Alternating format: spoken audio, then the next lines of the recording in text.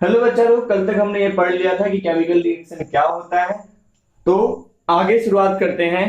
हमने एक नॉर्मल सी सिंपल सी डेफिनेशन पढ़ी थी कि केमिकल रिएक्शन क्या एक प्रोसेस है in which a new substance with new properties are formed. रासायनिक अभिक्रिया एक प्रकार का प्रक्रम है जिसमें कोई नया पदार्थ नए गुणों के साथ उत्पन्न होता है। ठीक है।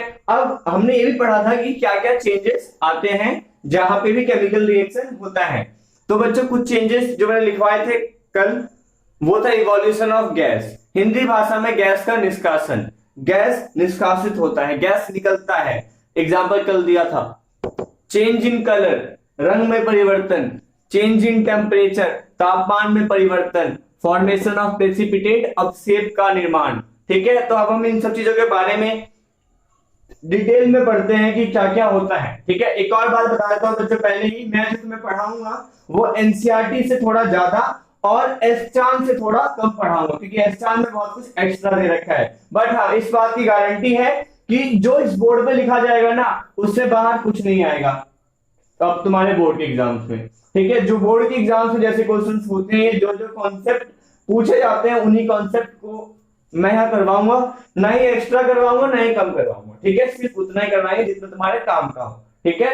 क्योंकि टेंथ में वैसे कुछ पता नहीं होता कि कौन साइंस लेगा कौन क्या लेगा।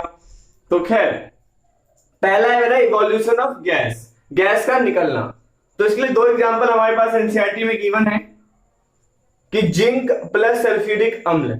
जिंक और जब सल्फ्यूरिक अम्ल अभिक्रिया करते हैं बच्चों, तो बनता है जिंक सल्फेट और हाइड्रोजन गैस निष्कासित होता है, निकलता है, रिलीज होता है। कब? जब हम सल्फ्यूरिक एसिड में, सल्फ्यूरिक अम्ल में जिंक डालते हैं तब, और जिंक सल्फेट भी फॉर्म होता है। अगला है हमारे पास सोडियम कार्बोनेट। जब सोडियम कार्बोनेट बच्चों डाइल्यूट एचसीएल के साथ रिएक्ट करता है, मतलब कि तनु हाइड्रोक्लोरिक अम्ल के साथ अभिक्रिया करता है, तब क्या बनता है? सोडियम क्लोराइड बनता है, वाटर बनता है, और जो मेन है वो क्या है? कार्बन डाइऑक्साइड गैस रिलीज होता है। ठीक है। इवोल्यूशन ऑफ गैस के दो एग्जांपल हैं, zinc plus sulphuric acid gives zinc sulphate plus hydrogen gas, and sodium carbonate plus dilute HCL gives sodium chloride plus water plus carbon dioxide. तो यहाँ पे ये गैस रिलीज हो रहा है, यहाँ पे ये वाला गैस रिलीज हो रहा है। उसके बाद बच्चों हमारा अगला है चेंज इन कलर, मतलब अभिक्रिया जो होती है वहां पे रंग बदलते हैं।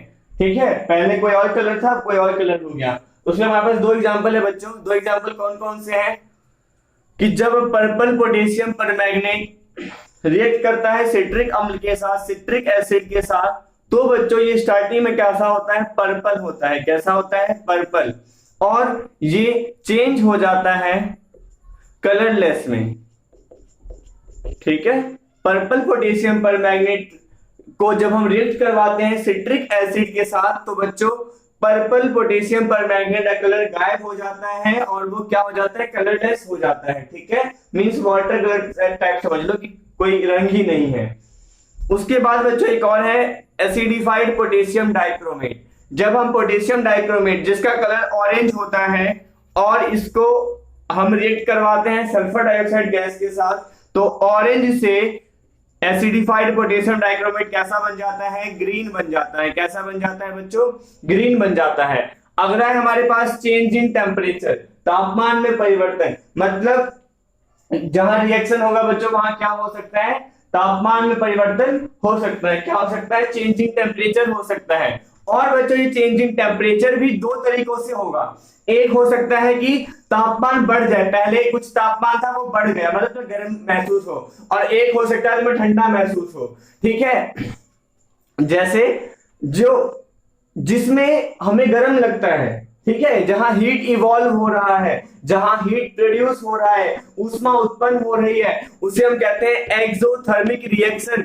एक्सोथर्मिक रिएक्शन को हिंदी में ऊष्मा सेपी अभिक्रिया, और एंडोथर्मिक को हम कहते हैं ऊष्मा शोषी अभिक्रिया।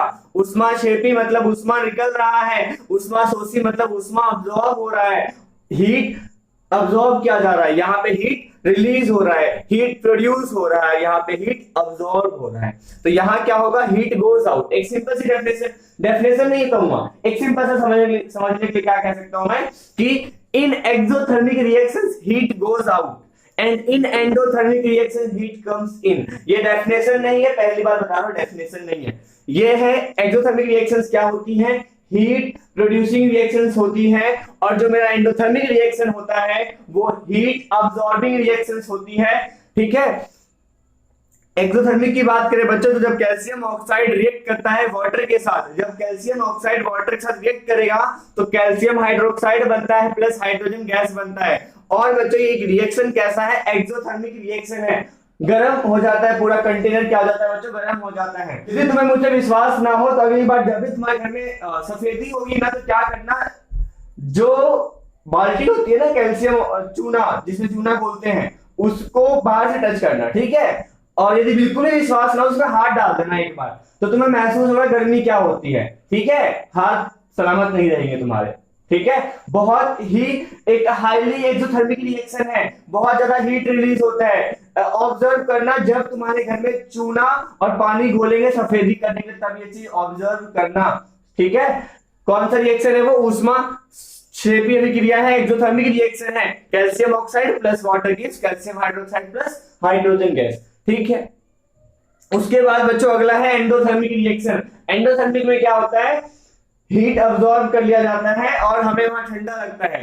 जैसे बेरियम हाइड्रोक्साइड जब रिएक्ट करता है अमोनियम क्लोराइड के साथ, तो मेरे पास क्या बनता है, barium chloride plus ammonia plus water. ये एक ऐसा रिएक्शन है जो कि क्या होगा, हमें ठंडक महसूस करवाएगा। जब हम उस कंटेनर को बाहर से छुएंगे हमें क्या लगेगा, ठंडा ठंडा महसूस होगा।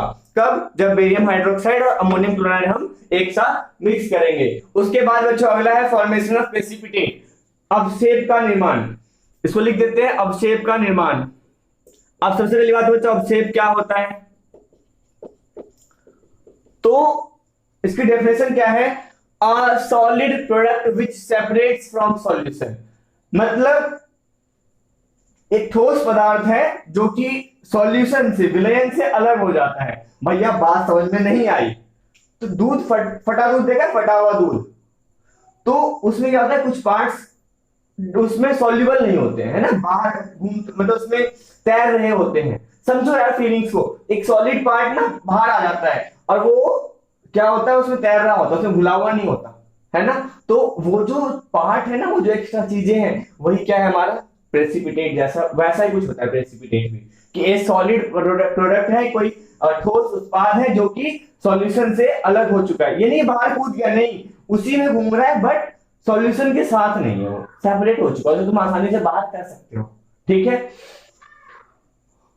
एग्जांपल है बच्चों लेड नाइट्रेट, और जब पोटेशियम आयोडाइड मिलता है तो हमारे पास एक येलो कलर का पीपीटी फॉर्म होता है लेड आयोडाइड का। जब लेड नाइट्रेट और पोटेशियम आयोडाइड मिलते हैं तो लेड आयोडीन नाम का एक हमारे पास क्या फॉर्म होता है बच्चों, येलो प्रेसिपिटेट, येलो अवक्षेप का निर्माण होता है। अगला हमारे पास जब सल्फ्यूरिक एसिड और बेरियम क्लोराइड मिलता है बच्चों, तो मेरे पास बनता है बेरियम सल्फेट।